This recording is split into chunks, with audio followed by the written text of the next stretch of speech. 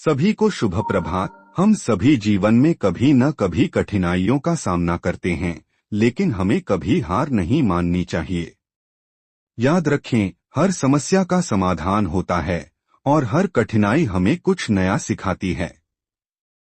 जीवन में सफलता केवल मेहनत और समर्पण से ती है। अगर आप सच में किसी लक्ष्य को पाना चाहते हैं, तो दिन रात मेहनत करें, आत्मविश्वास रखें और कभी भी अपनी मंजिल से पीछे न हटें। मुसीबतें आएंगी, लेकिन वे हमारी शक्ति को पहचानने का अवसर देती हैं। जो लोग गिरते हैं, वही लोग फिर से उठकर अपने सपनों को पूरा करते हैं। अगर आप ठान लें, तो कुछ भी असंभव नहीं। याद रखें, बड़ी सफलता के पीछे अक्सर छोटी छोटी असफलताएं होती हैं। तो डरे नहीं, आगे बढ़े और अपने सपनों को सच करें। धन्यवाद।